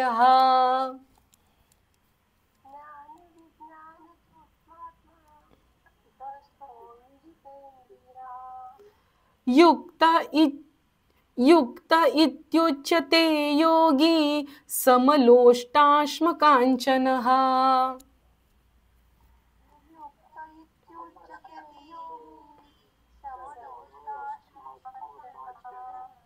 Very good, very good. याचा अर्थ असा आहे की ज्याचे अंतःकरण ज्ञान विज्ञानाने तृप्त आहे, ज्याची स्थिती निर्विकार आहे, ज्याने इंद्रिय पूर्णपणे जिंकलेली आहेत आणि ज्याला दगड माती व सोने समान आहेत, तो योगी युक्त म्हणजे भगवंताला प्राप्त झालेला आहे असे म्हटले जाते. गेल्या वेळच्या सेशनची सुरुवात आपण एकनाथ महाराजांच्या दृष्टांताने केलेली. ज्यावेळेस एकनाथ महाराज त्या चोरांना म्हटले की अरे माझ्या हातातली अंगठी राहिली ती पण घेऊन जा. संतांसाठी बघा बरं का, दगड माती आणि सोनं सगळं एकाच तराजूत आहे. आता जर इथे कोणी असं असेल ना ज्याला वाटत असेल मी संत झालो, मी 13 कोटी जप केला, एखाद्याला वाटत असेल बरं का, सॉरी कोणी केला असेल, मला पूर्ण आदरभाव आहे त्यांच्याबद्दल. एखाद्याला वाटत असेल की मी प्रत्येक वर्षी पंढरपूरच्या वारीला जातो, मला संतत्व आलं नाही असं वाटतं, त्याची पहिली कसोटी आहे तुझ्या घरातलं सोनं आणि तुझ्या दारातली माती तुला जर एकसारखी वाटत असेल ना तर तू योगी झाला, तर तू संत झाला असा त्याचा अर्थ आहे. आपलं आपण करून बघा, स्वतःची तपासणी करून बघा. पहिलं वाक्य जे आहे ना, ज्ञान विज्ञान तृप्तात्मा, ज्ञान विज्ञान तृप्तात्मा. आता नीट ऐका, विज्ञान म्हणजे काय आहे? थोडा वेळ आपण ज्ञानाला बाजू ठेवूया. विज्ञान म्हणजे काय शोभनाताई? विज्ञान म्हणजे काय? विज्ञान म्हणजे प्रयोग करणं. सायन्स फील्डचे लोक कोण असतात? जे प्रयोग करतात. हा, याच्यामध्ये काहीतरी सोल्युशन आहे. ऍसिड आहे की बेस आहे, कसं करणार? फिनॉफ्थॅलिन ऍड करणार. मग जर ऍसिड चेक करायचं असेल तर फिनॉफ्थॅलिन ऍड करून वरतून बेस ऍड करणार. मग त्याच्या रंगाच्या बदलावरून आपण किती प्रमाणात ऍसिड आहे, किती प्रमाणात बेस आहे शोधून काढणार. नुसतं नाही बोलणार ह्याच्यामध्ये एवढं ऍसिड आहे, ह्याच्यामध्ये एवढं बेस आहे, किंवा ह्या गोष्टीमध्ये या गोष्टीचं कंपोजिशन हे आहे. नुसतं नाही बोलणार, आपण प्रयोग करून बघणार. तसं ज्ञान कसं आहे, ज्ञान आहे की नाही याची तृप्तता विज्ञानाने करून जो तृप्त झालेला आहे, प्रयोगाने अनुभवाने करून त्याची पडताळणी करून बुद्धीच्या साधनाने करून जो तृप्त झालेला आहे त्याची स्थिती निर्विकार आहे. त्याची स्थिती निर्विकार आहे. त्या उपाधी माझी गुप्त, जे चैतन्य असे सर्वगत, ते तत्वज्ञ संत स्वीकारिती. माझं नाव नीलम आहे, पण जर योगी असेल एखादा त्याला नीलम नाही दिसणार, त्याला माझ्यामध्ये प्रवाहित होणारा आत्मा दिसणार. त्याला उज्ज्वलाताई नाही दिसणार, त्याला त्यांच्यामध्ये प्रवाहित होणारा आत्मा दिसणार. त्याला आकार नाही दिसणार. त्याच्यासाठी रस्त्यावरचा कुत्राही तोच असेल आणि तोच जीव, तीच चेतना आहे जी मी आहे. जसं ज्ञानेश्वर माऊलींनी रेड्यामुखी वेद बोलवला. का बोलवला? कारण रेड्यामध्येही तीच चेतना आहे जी माझ्यामध्ये प्रवाहित होते आहे, या विश्वासाच्या जोरावरती बोलवला. या भिंतीमध्ये सुद्धा तेच चैतन्य संचारित होऊ शकतं जे माझ्यामध्ये आहे, त्या जोरावरती भिंत चालविली. याला म्हणतात निर्विकार असणं. निर्विकार दृष्टीमध्ये, निर्विकार असण्यामध्ये, दोन्हीमध्ये निर्विकारत्व. आकारच नाही अशी दृष्टी म्हणजे निर्विकार होणं. ते आधी स्वतः असावं लागतं, आधी पिंडात व्हावं लागतं, मग ते ब्रह्मांडामध्ये त्याचं रिफ्लेक्शन दिसायला लागतं. हे संतांचं लक्षण इथे सांगितलेलं आहे, हे योग्याचं लक्षण इथे सांगितलेलं आहे. त्याने इंद्रिय पूर्णपणे जिंकली. असा जो निर्विकार आहे त्याने इंद्रिय पूर्णपणे जिंकली. अहो, ज्याला आकारच कळत नाहीये त्याला गुलाबजामुन काय आणि कारल्याची भाजी काय, दोन्ही सारखेच आहेत. त्याला आकारच कळत नाहीये, त्याला सगळं सारखंच आहे. त्याला दगड काय आणि सोनं काय, त्याला दोन्ही गोष्टी सारख्याच आहे. असा युक्त भगवंताला प्राप्त झालेला आहे. असं लक्षण गीतेमधला सगळ्यात महत्वाचा श्लोक, सुंदर आणि परिपूर्ण श्लोक आहे, ज्याच्यामध्ये ज्ञान सांगितलंय आणि ते सिद्ध करण्यासाठी विज्ञानाचा आसरा घ्या असंही सांगितलेलं आहे. इंद्रिय जिंका, इंद्रिय सुद्धा जिंका हे सांगितलंय. इंद्रिय जिंकायची म्हणजे कशी जिंकायची? निर्विकार व्हायचं. निर्विकार कसं व्हायचं? दृष्टांतही दिलेला आहे. दगड, माती, सोने सगळं समान आहेत. आणि पुढे सांगितले तो योगी युक्त. युक्त म्हणजेच काय? भगवंताला प्राप्त झाला, म्हणून परिपूर्ण श्लोक आहे. खूप सुंदर श्लोक आहे. आणि असे हे आजचे 4 श्लोक ज्यांचा उच्चार झाला, याच्यावरती विचार करून बघा ना स्मिता काकू, तुम्ही बोलण्यासारखं किती आहे, बोलण्यासारखं किती आहे. मी जेव्हा बघितलं रे कुठलं कुठलं बोलू, काय काय बोलू, एकावरतीच बोलायला एवढा भंडार पडलेला आहे, कसं कव्हर करणार आहे एकेका श्लोकाला. पण मला एक गोष्ट मिस नव्हती करायची, ती ही होती की जेव्हापासून ना ज्ञानेश्वरी वाचतेय ना उज्ज्वलाताई, तेव्हापासून ना एक दृष्टांत ज्ञानेश्वर माऊलींचा माझ्या ना पक्का डोक्यात बसलाय. म्हणजे तो दृष्टांत म्हणजे जेव्हा जेव्हा ज्ञानेश्वरी वाचताना ते दृष्टांत येतात ना, मला वेगळंच काहीतरी वाटायला लागतं आणि मला त्याचं परिपूर्ण वाटतं. ही गोष्ट परिपूर्ण आहे. म्हणजे नाऊडेज आत्ताच्या काळामध्ये 1 बाउल मील येतं. 1 बाउल मील म्हणजे 1 बाउल तुम्हालाच वाटत असेल ताई खाण्याचे जास्त उदाहरणं देतात, पण आता काय करायचं, किचनमध्येच काम करणारी व्यक्ती जास्त वेळ ना आपण सगळे. 1 बाउल मील म्हणजे काय असतं त्याच्यामध्ये? खिचडी वगैरे, त्याच्यामध्ये सॅलाड, असं 1 बाउल असतं. तसा मला हा दृष्टांत ना 1 बाउल मील सारखा वाटतो, ज्याच्यामध्ये योगही सांगितलंय. सुंदर रीतीने योग दृष्टांतासह मांडलेला आहे. बघा बरं का, मी फक्त ना आधी ओव्या सांगते तुम्हाला, आणि मी मुद्दामून स्क्रीन ऑन ठेवली आहे तुम्हाला अवघड जाऊ नये म्हणून. 6व्या अध्यायाचा 54वी ओवी आहे आणि 54 पासून ते पूर्ण 60 पर्यंत ओव्या आहेत. अध्याय क्रमांक 6, ओवी क्रमांक 54 ते 60. मला इतकं कौतुक वाटतं ना, म्हणजे माऊली काय आहात तुम्ही. गीतेसाठी गीतेचा इतका सुंदर अर्थ माऊलींशिवाय कोणी करावा. उगाच म्हणत नाहीत की माऊलींनी याच्यावरती जणू काही असं ओव्यांची उधळण करून आपल्या सगळ्यांसाठी ज्ञानाचं भंडार ओपन केलंय, उघडं केलं आहे. बघा बर का, आता योग चाळाचा निमथा जरी ठाकावा आधी पार्था तरी सोपाना या कर्मपथा चुका जणी. बघा बर का, असताना फार अवघड वाटतं. काय बोलताय ताई, योग चळाचा निमथा वगैरे वगैरे. सोपा अर्थ आहे की योग प्राप्त करून घेणं. स्मिता काकू, जर मला योगी बनायचं आहे, मला योग प्राप्त करून घ्यायचं आहे, तर तिकडे जाणाऱ्या सोप्यात सोपा मार्ग काय. आता मी इथे 4थ्या मजल्यावर बसलीये.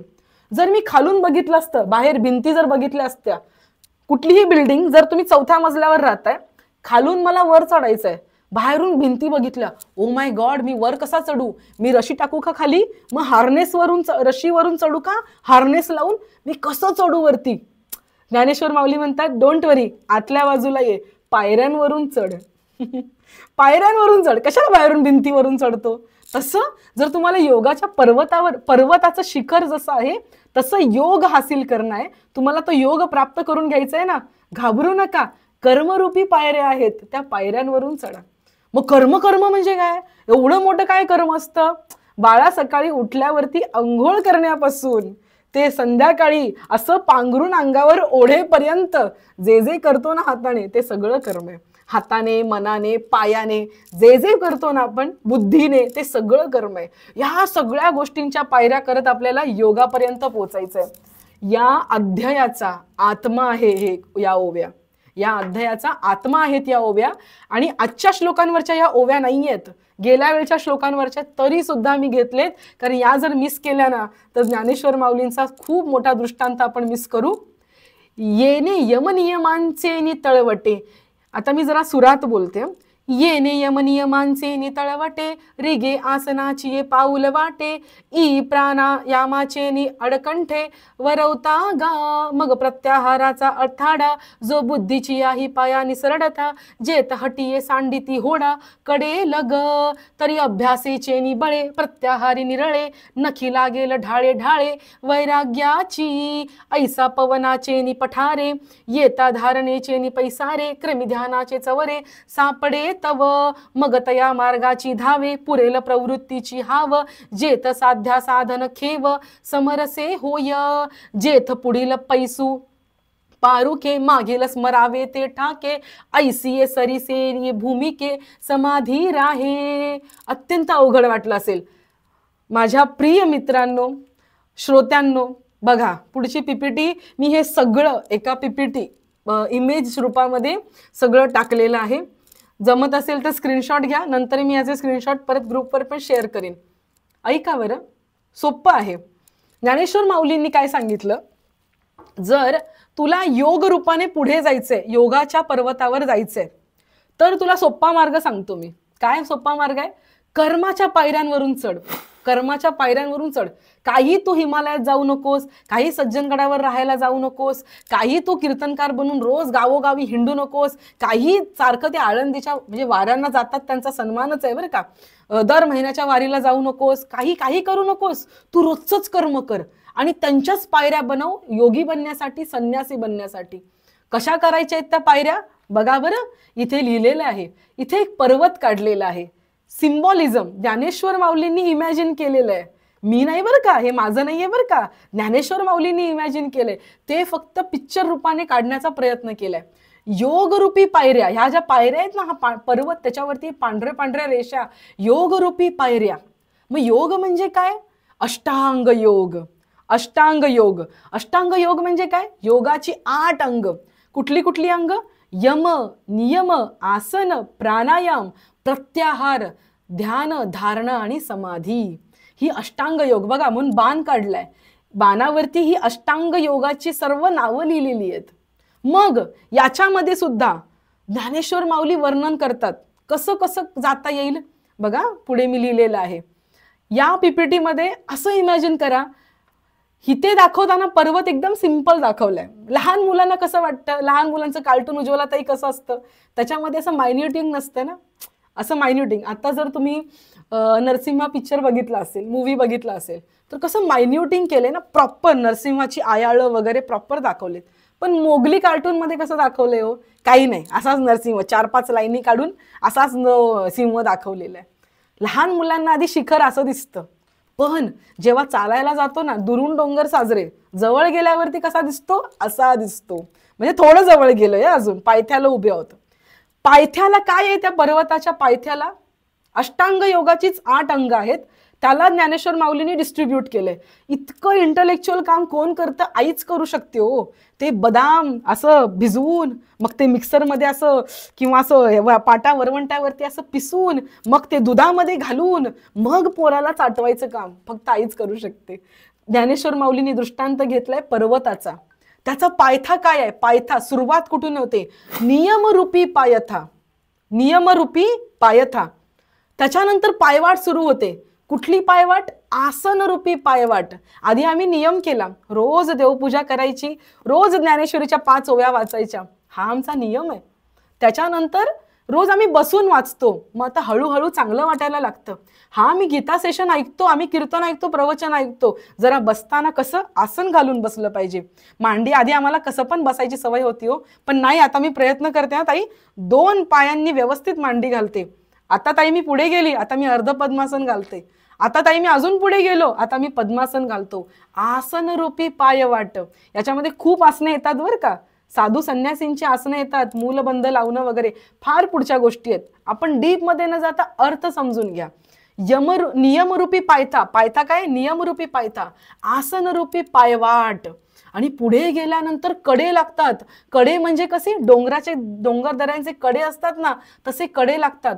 कुठले कडे, प्राणायाम रूपी कडे.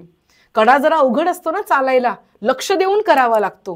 प्राणायाम, अनुलोम विलोम, एका नाकपुडीने श्वास घ्यायचा, दुसऱ्या नाकपुडीने सोडायचा, जरा लक्ष द्यावं लागतं ना. प्राणायाम रूपी कडे. मग त्यात तुटलेला कडा लागतो. तुटलेला कडा कुठला असतो, प्रत्याहार रूपी कडा असतो तुटलेला. का बरं याला तुटलेला कडा म्हटलेला आहे? प्रत्याहार म्हणजे काय असतं, याच्यावरती निवांत बोलू आपण, पण प्रत्याहाराचा थोडक्यात अर्थ सांगून जाते. आहार. आहार म्हणजे घेणं. स्मिता काकू, आहार म्हणजे घेणं, आहार घेणं, आतमध्ये घेणं म्हणजे आहार. प्रत्याहार म्हणजे काय, जे नको आहे ते बाजूला ठेवणं म्हणजे प्रत्याहार. जे नको आहे ते बाजूला ठेवणं म्हणजे प्रत्याहार. आणि या प्रत्याहारामध्ये अनेको बुद्धिवंत, अनेको ज्ञानी लोकांची सुद्धा गफलत होते. अनेको ज्ञानी लोकांना कळत नाही काय असावं आणि काय नसावं. हे गोष्ट खूप महत्वाची आहे. कीर्तनातून तुम्ही सगळे विषय मांडा, पण तो विषय मला ज्ञानेश्वर माऊलींनी सांगितलाय का, तो विषय मला तुकाराम महाराजांनी सांगितलाय का, का आम्ही त्यांच्या वचनाचा दुरुपयोग करून स्वतःचं घोडं पुढे रेटतोय, का आम्ही दुसऱ्याच्या हातातली पपेट, दुसऱ्याच्या हातातलं आम्ही भावलं तर होत नाहीये ना. कोणीही राजकारणाबद्दल बोला, हरकत नाही. जर खऱ्या धर्माबद्दल बोलत असाल तुमचं कौतुकच आहे. पण जर आपण राजकारण्यांच्या हातातलं भावलं होत असू, होतोय की नाही याची काळजी घ्या. जर होत असू तर आपण थांबलं पाहिजे. राजकारण्यांनी आपलं ऐकलं पाहिजे, आपण राजकारण्यांचं नाही ऐकलं पाहिजे. साधा आणि सोपा विषय आहे. ज्ञानेश्वर माऊलींना आपण नाही सांगायचं तुम्ही काय बोलायचं, ज्ञानेश्वर माऊलींनी आपल्याला सांगायचं काय बोलायचं. ते येतंय का लक्षात? आगे जाते हे प्रत्याहार रूपी तुटलेला कडा. भल्या भल्या शहाण्यांना सुद्धा कळत नाही हो कशाचा प्रत्याहार करावा आणि कशाचा आहार करावा. भल्या भल्या शहाण्यांना कळत नाही. म्हणून अत्यंत निसरडा कडा, जिथे बुद्धीचे पाय ठरत नाही, कितीही बुद्धिवंत असला तरी पाय ठरत नाही, इथे हटयोगी सुद्धा आपल्या प्रतिज्ञा टाकून देतात. काय म्हणते ओवी, ओवी बघा बरं का, मी स्वतःच्या मनाचं नाही लिहिलंय, हे ओवी मध्ये लिहिलेलं आहे. ते काय ओवी मध्ये लिहिलेलं आहे बघा. मग प्रत्याहाराचा अधाडा, जो बुद्धीचियाही पाया निसरडा, जिथे बुद्धीचाही पाय निसरडो सटकतो, जेत हटिये सांडिती होडा, जिथे हटयोगी सुद्धा स्वतःच्या प्रतिज्ञा मोडतात आणि त्यांचा कडेलाग होतो, असा प्रत्याहाराचा निसरडा कडा लागतो. कशानंतर लागतो? प्राणायाम रूपी कड्यानंतर प्रत्याहार रूपी निसरडे कडे लागतात. त्याच्यानंतर काय होतं? खालून वाचायचं बरं का, वरून नाही वाचायचं, खालून वाचायचं. आपण खालून वर चाललोय ना, खालून वाचायचं. प्राण आणि अपान, जिथे व्यक्ती प्राण आणि अपान वायूंच्या वाहनावरून पुढे जातो, म्हणजे त्यांना कंट्रोल करत पुढे जातो ना, तिथे धारणेचा प्रशस्त मार्ग लागतो. याचा अर्थ फार सुंदर आहे, फार सुंदर आहे. आचार्य रजनीश ओशो बोलायचे, जेव्हा आपल्याला राग येतो, जेव्हा आपल्याला क्रोध येतो, राग येतो, जेव्हा आपण आतमधून खऱ्या अर्थाने हलतो ना, त्यावेळेस सगळ्यात पहिल्यांदा ऑब्झर्व करा आपले श्वासोश्वास. आपले श्वास वाढतात. ज्यावेळेस आपण घाबरतो आपले श्वास वाढतात. कुठलीही भावना जेव्हा वाढते ना, नॉर्मलपेक्षा हाय लेवलला जाते ना, जर ही नॉर्मल लेवल आहे, नॉर्मलपेक्षा हाय लेवलला गेली ना कुठलीही भावना, मग ती चांगली असेल, वाईट असेल, एक्साइट करणारी असेल, कमी करणारी असेल, की आपला श्वास त्याच्यामुळे डिस्टर्ब होतो. इथे म्हणतायत प्राण अपान जर आपण व्यवस्थित नियंत्रित केला, कंट्रोल केला, की धारणेचा प्रशस्त मार्ग लागतो. धारणा म्हणजे काय? मी ज्ञानेश्वरी वाचायला सुरुवात केली, पण ती टिकवणं अवघड आहे. रोज नियम करणं तिचा अवघड आहे. हा एक नियम धारण करून ठेवणं. एखादा विचार मनामध्ये आला, मी नाही बाबा खोटं बोलणार, मी कोणाची निंदा नाही करणार, मनात विचार आला, पण तो धारण करून ठेवणं, त्याच्यानुसार वागणं अत्यंत अवघड आहे. पण ते कधी सहज होणार आहे? ज्या वेळेस आपण आपल्या श्वासांना कंट्रोल करू ना. श्वासांना, हे यंत्र आहे, हे यंत्र तेच करतं. भावना त्याच्यावरच्या लहरी आहेत. यंत्र ठीक असेल तर लहरी सुद्धा ठीक असतात. ज्यावेळेस प्राण आणि अपान व्यवस्थित करतो तेव्हा धारणेचा प्रशस्त मार्ग लागतो, म्हणजे सोपा मार्ग लागतो. धारणा धरणं सोपं होतं. धारणेच्या मार्गावरून आपण ध्यानरूपी शिखरे मागे टाकत जातो, मग ध्यान करणं सोपं होऊन जातं. अर्चनाताई, जसं गेल्या वेळेस आपण बोललेलो, भ्रुकुटीच्या मध्ये दृष्टी ठेवून ज्यावेळेस आपण ध्यान करतो त्याला ध्यान म्हणतात. धारणेच्या मार्गावरून आपण असे ध्यानाच्या मार्गाने जात असताना अनेको अनुभव येतात. ते अनुभव आपण मागे टाकत जातो. आणि या धारणेच्या मार्गावर होतं काय? ज्ञानेश्वर माऊली म्हणतात, अमुक एक गोष्ट करायची किंवा हा विषय बंद करून आपण ब्रह्माला ऐक्य प्राप्त करून घ्यायचं, ती गोष्ट धारणेच्या मार्गावरती साध्य होते. एखाद्या गोष्टीचा पूर्णपणे निग्रह, ही गोष्ट सोडूनच द्यायची. हा विषय मी पूर्णपणे, आता मी काही मिसरी घासतेय, मी मशेरी लावते, मी सोडून देणार पूर्णपणे तो विषय. ही जी धारणा आहे ना, हे जे स्वतःला कंट्रोल करणं आहे ना, ते सगळं सोपं होऊन जातं आणि ब्रह्म्यामध्ये ऐक्य प्राप्त करणं सोपं होऊन जातं. नंतर काय होतं? प्रवृत्तीपासून सुटका होते. वेगवेगळ्या प्रवृत्तींपासून आपली सुटका होते. मला असंच पाहिजे, मला तसंच पाहिजे, आणि मागील कशाचंच स्मरण राहत नाही. याचा अर्थ काय? मला आज ना पाऊस पडतोय, छान भजी खावीशी वाटतायत. भजी ही काय आहे? मनात निर्माण झालेली इच्छा. इच्छा कशाच्या बळावर निर्माण झाली? स्मरणाच्या बळावर निर्माण झाली. काय आहे माझं स्मरण? छान छान पाऊस आणि त्याच्यामध्ये गरम गरम भजी. हे मी याच्यापूर्वी भोगलेलं आहे, ह्याच्यापूर्वी मी ते ग्रहण केलंय, हे माझ्या स्मरणात आहे, तो विषय माझ्या स्मरणात आहे. असे अनेको विषय आपल्या स्मरणात असतात ना, ज्याच्यामुळे इच्छा निर्माण होतात. त्या सगळ्या बाजूला टाकल्या जातात आणि मग एक अवस्था टिकून राहते, ती म्हणजे समाधी अवस्था. तर तुम्ही म्हणाल, ताई समाधी अवस्था टिकून राहते का म्हणताय तुम्ही? प्राप्त होते का नाही म्हणत? कारण टिकूनच राहते. समाधी अवस्था आपल्याला सतत प्राप्त होत असते, पण ती आपली टिकत नाही. कारण आपल्या मनावरती उत्पन्न होणाऱ्या विषयांच्या लहरी. श्रोते हो, हे पीपीटी स्वरूपातलं जे तुमच्यासमोर पिक्चरायझेशन केलं ना, याचे स्क्रीनशॉट काढा. हे सगळ्या गोष्टी त्या ओव्यांमध्ये दिलेल्या आहेत. 60 नंबरपर्यंतच्या ज्या ओव्या आहेत ना, या सगळ्या दिलेल्या आहेत. ज्ञानेश्वर माऊलींनी लेकराचा हात धरावा तसा आपला हात धरलाय आणि त्या योगरूपी, आपल्याला म्हणतात, बाळा त्या योगरूपी शिखराकडे तुला जायचंय. मग आधी काय होईल रे? आधी तुला नियम करावे लागतील, मग आसनरूपी पाय वाट लागेल, मग त्याच्यानंतर प्राणायाम होईल, मग सगळ्यात अवघड प्रत्याहार असेल बरं का. मग त्याच्यानंतर सोपं होईल. त्याच्यानंतर काय सोपं होईल तुला? थोड्या धारणा जर तू नीट केल्यास, धारणा तुझी व्यवस्थित असेल तर प्राण अपानच्या साह्याने तू धारणा नीट करू शकलास तर तू ध्यान करण्यात पुढे जाशील. ध्यान करण्यात पुढे गेलास की तुझं ब्रह्माला ऐक्य प्राप्त होईल. एकदा प्राप्त होईल का? नाही नाही, हे तू रोज अभ्यास केल्याने हळूहळू प्रवृत्ती गळत जातील, इच्छा गळत जातील, मग तुझी समाधी अवस्था टिकत जाईल असं ज्ञानेश्वर माऊली थोडक्यात सांगतात. हा दृष्टांत कळण्यासाठी अनेको वेळा जेव्हा ज्ञानेश्वरी गेली, प्रत्येक वेळा हा दृष्टांत मला इतका अवघड वाटायचा आणि मला असं वाटलं की हा तुम्हाला अवघड वाटू नये, आणि आजही अवघडच वाटतोय. आजही असं नाही की मी एकदम तुम्हाला एकदम सोपं करून सांगेन, कारण अनुभवाच्या पातळीवरती जोपर्यंत येत नाही, ज्यांच्या अनुभवाच्या पातळीवरती आले ते असं बोलायला बसत नाहीत आणि बोलायला बसले याचा अर्थ अजून अनुभवाच्या पातळीवर आलं नाही. अनुभवाच्या पातळीवरती आलेला मनुष्य बोलण्यासाठी पात्र राहत नाही. मग ज्ञानेश्वर माऊलींसारखे क्वचित असे संन्यासी योगी ज्यांना भगवंतांनी अधिकार दिला, जा पुन्हा जा, जन्म घे, थोड्या वेळच राहा पृथ्वी तलावरती, पण लोकांना सांगून ये नेमकं काय आहे, त्यांना तो अधिकार आहे. सो असं हे आहे आजचं. मला असं वाटतं फार उशीर होतोय, मला सुद्धा घरी जायचं आहे, म्हणून मी पटकन गोष्टीकडे वळेल, कारण इतकं बोलण्यासारखं आहे, इतकं सांगण्यासारखं आहे. मी जवळजवळ ह्या 2 PPTवरतीच अजून भरपूर काही आपल्याला ह्याच्यावरती डिस्कस करता येईल सगळ्यांना मिळून, पण जास्त वेळ आपल्याकडे नाही आहे. मी इथे थांबते आणि सगळ्यांना स्क्रीनशॉट शेअर करते.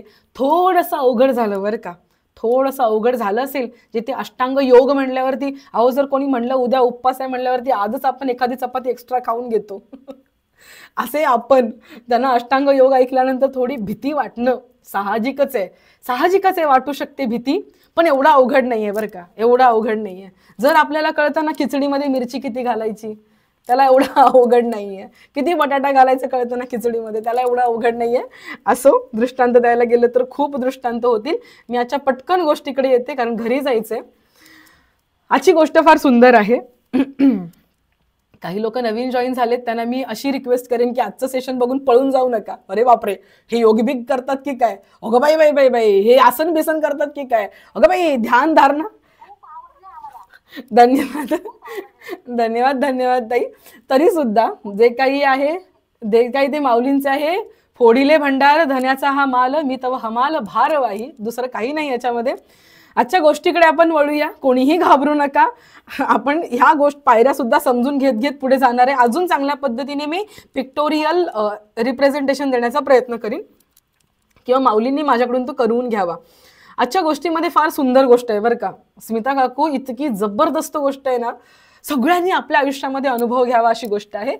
एक माणूस असतो, प्रचंड वैतागलेला असतो स्वतःच्या आयुष्याला, कशामध्येच सक्सेस मिळत नसतं. काय रे, नोकरी लागेना, मुलगी मिळेना, लग्न करायला काय करू ते कळेना, असा प्रचंड वैतागलेला माणूस असतो. जसे आपण वैतागलेलो आहोत, आपण पण कशाने ना कशाने तरी वैतागलेलो आहोतच. नामस्मरणामुळे चेहऱ्यावर थोडी स्माईल तरी येते. तो माणूस वैतागलेला असतो. त्याच्या खोलीमध्ये अशी आकाशवाणी होते, घाबरू नकोस, जा, तुझ्या घरामागे जो डोंगर आहे त्या डोंगराला तू ढकल, डोंगराला तू ढकल, अशी त्याच्या घरात आकाशवाणी होते. त्याला वाटतं की साक्षात भगवंत बोलला माझ्याशी, भगवंत बोलला.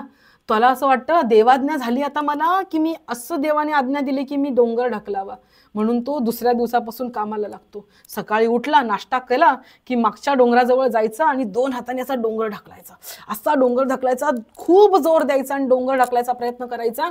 सकाळ संध्याकाळ तेच करायचा. अक्षरशः दिवसेंदिवस जातात, 1 महिना होतो, तो ढकलतोय. त्याला वाटतं देवाने दिलेली साक्षात आकाशवाणी आहे, होणार. 2रा महिना, 3रा महिना, 6 महिने होतात.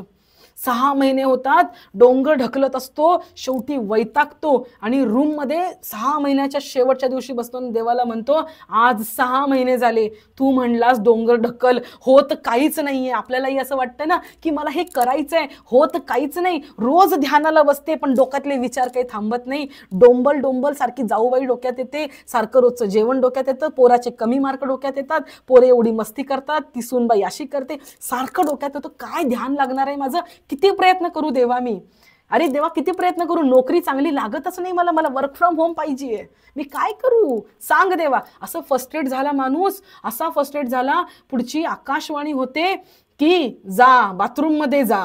अरे ही काय, डोंगर ढकलण्यापासून डायरेक्ट बाथरूम मध्ये जा. पण ठीक आहे, आकाशवाणी आहे, शेवटी जातो, ऐकावं देवाचं. शेवटी बाथरूम मध्ये जातो, आकाशवाणी होते शर्ट काढ. आकाशवाणी होते, शर्ट काढ. त्याला असं वाटत असतं की काहीच होत नाहीये. शेवटी तो त्याचा शर्ट काढतो आणि आता तो त्याला देव म्हणतो, स्वतःकडे नीट बघ, स्वतःकडे नीट बघ. आता त्याला कळतं की मी कसा पण ओबडधोबड होतो आणि डोंगर ढकलून सकाळ संध्याकाळ असा डोंगर ढकलून ढकलून ढकलून हातापायांनी ते परिश्रम करून करून करून माझी बॉडी चांगली बनली हो. कोण म्हणतंय? तो माणूस म्हणतोय. आधी त्याला काय वाटत असतं? देवाने माझ्यावरती अन्याय केला, देवाने माझ्यावरती अन्याय केला, मला काहीच दिलं नाही. डोंगर ढकलायला सांगितलं, डोंगर हलतच नाहीये जागच्या जागी. जागच्या जागीच आहे, अजून 6 महिने झालं डोंगर जागच्या जागीच आहे. गोष्ट संपली. तात्पर्य हे की डोंगर ढकलताना डोंगर जागचा हल्ला नाही, पण त्याच्यामध्ये जो बदल झाला तो अत्यंत महत्वाचा आहे. आपल्याला असं वाटत असतं की देव मला प्रचंड संकट देतोय, मलाच का, माझ्यावरतीच एवढी संकट का, मलाच पैशाची चणचण का, माझ्याच घरामध्ये आज का पाणी भरले, माझ्याच घरची लाईट का गेले, माझ्या घरच्याच इंटरनेटवरती का आग लागली, हे सगळं माझ्याच बाबतीत का होतं. हे सगळं होत असताना आपण देवाला कोसत असतो, आपण आपल्या नशिबाला कोसत असतो. पण श्रोते हो, भाविक हो, एक गोष्ट लक्षात घ्या, त्याच्यामधून जो आपण बनत असतो ना, आपण जे बनत असतो ना, त्याने शरीर सौष्ठव प्राप्त करून घेतलं. आणि या सगळ्या संकटांच्या मालिकेमुळे, या सुख दुःखांच्या चढ उतारामुळे आपलं मन जे बनतो, आपण जे बनतो ना, देवकीताई तुम्ही सुद्धा अनुभवलं असेल, पूर्वीचे साध्या साध्या गोष्टींवरतून चिडणारे आपण, तरुणपणी आपण चिडायचं, आता काही वाटत नाही. अच्छा, सुनबाईने जास्त मीठ टाकलं का, ठीक आहे बाई, असू दे, मी पाणी घालून उकळते आमटी, टेन्शन घेऊ नकोस. कळतंय का? आपले आपण जे बनायला लागतो ना, ते अत्यंत महत्वाचं आहे. मलाही अनेक वेळा वाटायचं, का भगवंता, का 12 वर्ष लागली मला हे ठरवण्यासाठी की मी आता गीता सेशन घ्यावं. 12 वर्ष मी कीर्तन करते हो, नाही कधी वाटलं गीता सेशन घ्यावं. वरतून आकाशवाणी, वरतून म्हणण्यापेक्षा आतून आकाशवाणी झाली की तू 12 वर्ष तुला बोलावं लागलं, त्याच्यानंतर तू गीता बोलण्यासाठी सक्षम झालीस ग मूर्ख. कळत नाही का तुला? आपल्याला असं वाटतं की शेवटचा घास आधी घ्यावा.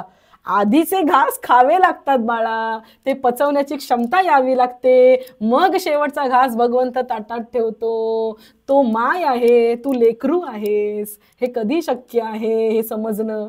हे जेव्हा आपण समजून घेऊ तेव्हा आपल्याला कळेल आपल्या आयुष्यात होणाऱ्या या घटना अशा का आहेत. त्याच्यामुळेच लोक म्हणतात ना, अर्ध्या हळकुंडाने पिवळी झालेली लोक कधीच टिकत नाहीत समाजामध्ये, कधीच टिकत नाहीत. का टिकत नाहीत? अनेको लोक आले हो, अनेको लोक आले ज्यांनी हरिभक्त परायण स्वतःच्या मागे लावून घेतलं.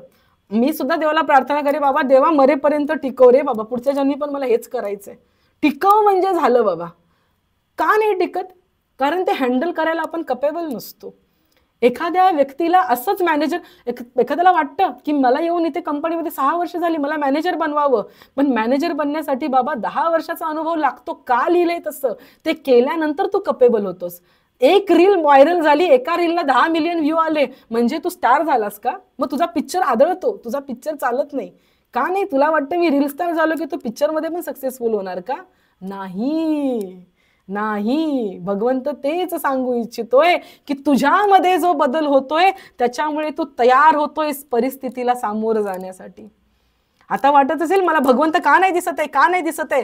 विचार करा, अर्जुनाच्या सर्वांगाला डोळे दिले भगवंताने, तरी सुद्धा अर्जुन भगवंताचं रूप पाहू शकला नाही. तो भगवंत जर समोर आला तर आपल्या चष्माने आपण त्याला पाहू शकू का हो? असा भगवंत चतुर्भुजाधारी, सुंदर, दिव्य आला समोर तरी म्हणू, ए कोण आहे रे, चल चल निघ इथून. कळतंय का आपल्याला? ते तेज समजण्यासाठी सुद्धा असे अनेको गीता सेशन करावे लागतील. एकदा नाही बरं का, हजारो वेळा हे गीता प्यावी लागेल. एकदा दूध पिऊन कॅल्शियम मिळत नसतं बरं का. आयुष्याच्या शेवटपर्यंत, शरीर चालेपर्यंत शरीरामध्ये कॅल्शियम घालावं लागतं. मन असेपर्यंत मनाच्या प्रवाहामध्ये गीता ओतावी लागते. त्यावेळेस कुठे शेवटच्या क्षणी भगवंताच्या दर्शनासाठी मन तयार झालेलं असतं, तोपर्यंत नाही. खूप बघायला गेलं तर साधं आहे म्हणून असं कधीच समजू नका, देवाला अक्कलच नाहीये, माझ्याच नशिबात घातलंय. अरे देवाला नाही, देवाची करणी समजायला आपल्याला अक्कल नाहीये. God always has a great plan for you than you, हे मी गेल्या वेळेस ग्रुपवरती लिहिलं होतं. देवाकडे आपल्यासाठी छान प्रकल्प असतो, छान प्लॅन असतो. असं कधीच समजू नका की अरे मला कमी व्ह्यू मिळाले मग मी चांगलं काम करू की नको करू, असं करू की नको, तसं करू की नको. ते लोक काय म्हणतायत ते महत्वाचं नाही, ते करत असताना तू काय बनतेस ते महत्वाचं आहे. लोकांनी म्हणू किंवा न म्हणू की तू गीता रोज ऐकतेस, काय बदल आहे की नाही, सोड जाऊ दे, तुला कळतंय ना की तुझ्यामध्ये काय बदल आहे, हे अत्यंत महत्वाचं आहे, खूप महत्वाचं आहे, खूप महत्वाचं आहे. म्हणून आधी आत्म, अध्यात्म म्हणजे आधी आत्म, तुझा प्रवास कुठून झाला सुरू आणि तू कुठपर्यंत पोहोचलास हे तुझ्यासाठी महत्वाचं आहे. उद्धरेद आत्मानम आत्मनम मव साधयेत. आणि तू स्वतःचा बंधू आहेस आणि तू स्वतःचा शत्रू आहेस. उगाच लोकांच्या डोक्यावरती खापर फोडू नकोस. इतका सुंदर संदेश आजच्या गोष्टीतून मिळतो. कोणाला काही बोलायचं असेल तर बोलू शकता. खूप उशीर झालाय पण बोला, आपण थोडा वेळ 5 मिनिटं घेऊया, रोजच घरी जायचंय. बोला. हा बोला शोभनाताई. हा अगदी बरोबर आहे.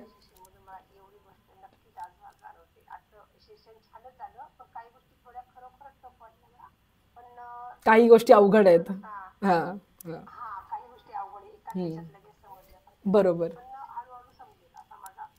प्रयत्न करूया आपण. 6वा अध्याय ना ताई बराच अवघड आहे, समजून घ्यायलाही अवघड आहे आणि तो समजवायच्या दृष्टीनेही अवघड आहे, चॅलेंजिंग आहे फार, पण आपण प्रयत्न करूया.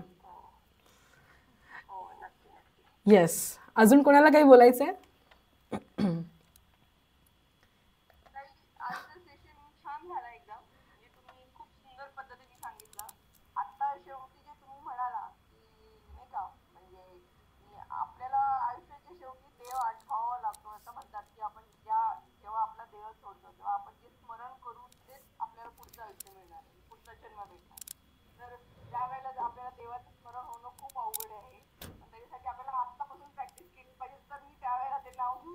Exactly exactly.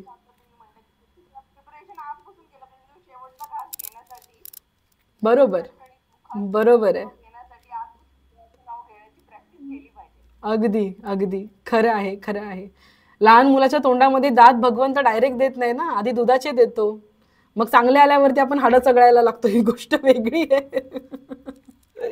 पण ते चघळण्याची स्टेज येईपर्यंत भगवंत आधी दुधापासून सुरुवात करतो ना. आधी दूध पिऊन बघ कसं वाटतंय, मग थोडा मऊ भात खाऊन बघ, मग थोडीशी हळूहळू भाकरी चपाती थोडी थोडी खायला लाग. डायरेक्ट नाही ना असं कडक काही देत खायला देव आपल्याला.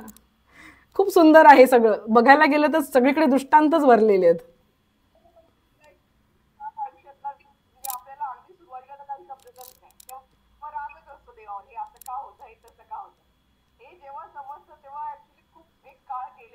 खरंय खरंय खरंय. म्हणूनच अर्चनाताई ना, या सेशन मधून तुम्हाला काय समजतं हे माझ्यासाठी महत्वाचं नाहीये, किंवा मला काय समजतं हे माझ्यासाठी महत्वाचं नाहीये. कसं बघायचं हे समजलं तरी महत्व झालं म्हणायचं. कसं बघायचं हे जरी कळलं ना तरी संपला विषय. काय म्हणजे कन्सेप्ट काय आहे याच्यापेक्षा दृष्टिकोन देणं महत्वाचं आहे असं मला वाटतं. मग म्हणूनच मी तोच प्रयत्न करते की भले कन्सेप्ट न समजू दे, दृष्टिकोन येणं महत्वाचं आहे, कुठल्या दृष्टीने जगाकडे बघायचंय. येस. अजून कोणाला काही बोलायचंय? लक्ष्मण दादा झोपलात की काय? यमनियम आसन प्रत्याहार. Okay okay. हा ताई बोला बोला. उज्ज्वला ताईंना बोलायचं होतं. हा हा. येस.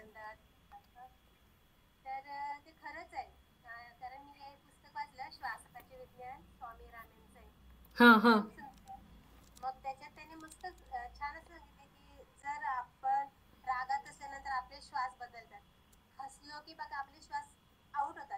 बरोबर वाढतात. प्राणशक्ती बरोबर, प्राण वाढतात.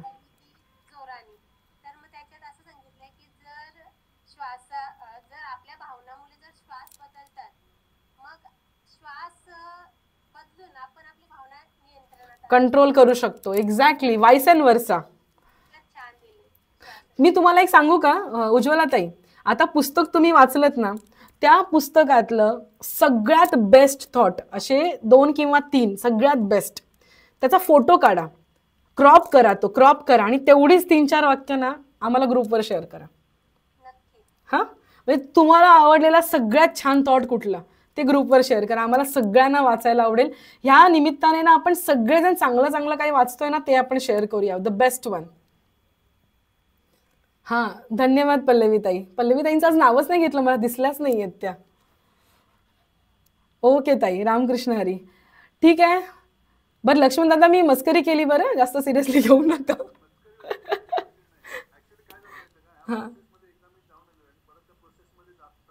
हां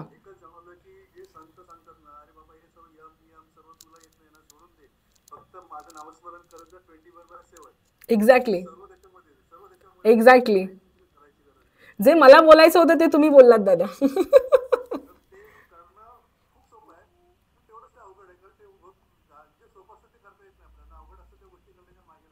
खरंय.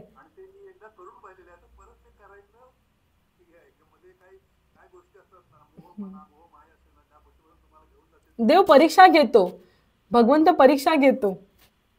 जसं 12वीच्या मुलांची परीक्षा झाली ना की त्याच सिलेबसवरती सीईटी घेतली जाते.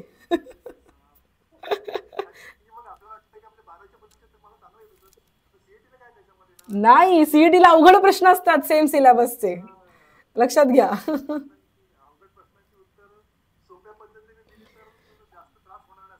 खरं सांगू का तुम्हाला लक्ष्मण दादा, तुम्ही आता जे बोललात ना की यम नियम तुला अवघड वाटत असेल तर नामस्मरण कर, ह्याच्यासाठी एक साधं सोप्पा मी तुम्हाला दृष्टांत सांगते. एखाद्याला वाटतं की मला आता जर इथून विटीला पोचायचंय तर मी कारने जाईन, एखाद्याला वाटतं आता पाऊस पडलाय पाणी साठलंय मी होडीने जाईन, एखाद्याला वाटतं मी रिक्षाने जाईल, एखाद्याला वाटतं मी ट्रेनने जाईल. ह्या सगळी साधनं आहेत. यम आहे, नियम आहे, आसन आहे, ध्यान धारणा प्रत्याहार सगळं आहे. हे सगळं साध्य होऊ शकतं. काही नाही ना रिक्षा भेटली, काही नाही ना भेटलं, चालायला तरी सुरुवात कर. पावलानंतर पाऊल टाकायला तरी सुरुवात कर. त्याच्यामध्ये तुमचं यम नियम असं नाही होत की ही सगळी साधनं बाजूला पडतात. ही सगळी साधनं कव्हर होतात. सगळे मैल असतात ना, मैल कव्हर होत जातात. ही बाजूला नाही पडत. प्रत्याहार आपोआप होतो. नको त्या वस्तू आपोआप सुटून जातात.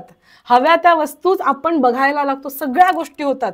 चालायला सुरुवात कर, नामस्मरण करायला सुरुवात कर. साधा उपाय आहे, खूप साधा उपाय आहे.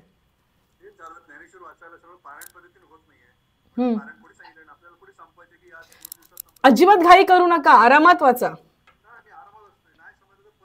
हा, परत वाचा. येस, आमच्यासाठी कायम श्रावण महिना आहे म्हणायचं.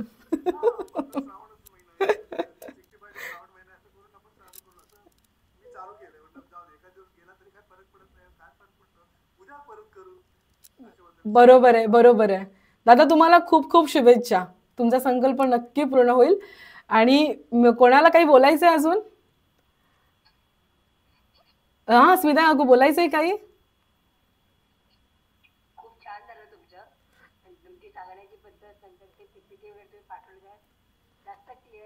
मी शेअर करते आणखीन पण. आणि आजचा होमवर्क, धन्यवाद काकू तुम्ही आठवण केली. होमवर्कचं पीपीटीचा स्क्रीनशॉट पाठवेन. ओव्या मला सांगा बरं का. ओव्या बघा, मनातल्या मनात प्रत्येक स्टेपला एक एक ओवी दिले ज्ञानेश्वर माऊलींनी. ती ओवी कोरिलेट करा. ते मी माझ्या मनाचं काही लिहिलेलं नाहीये. सगळ्यांनी कोरिलेट करून बघा. ठीक आहे काकू, असाच आशीर्वाद राहू द्या. सगळ्यांचे आभार. झालेली सेवा. हां, धन्यवाद धन्यवाद. झालेली सेवा ज्ञानेश्वर माऊलींच्या चरणी तुम्हा श्रोते सज्जनांच्या अंतकरणातल्या परमात्मा चरणी समर्पित करते. बोला पुंडलिकवरदे हरिविठ्ठल श्री ज्ञानदेव तुकाराम पंढरीनाथ भगवान की जय. माऊली ज्ञानेश्वर महाराज की जय. जगद्गुरु तुकाराम महाराज की जय. सब संतन की जय. गोपाल कृष्ण भगवान की जय. विठ्ठल विठ्ठल विठ्ठल. अकल्पायुष्य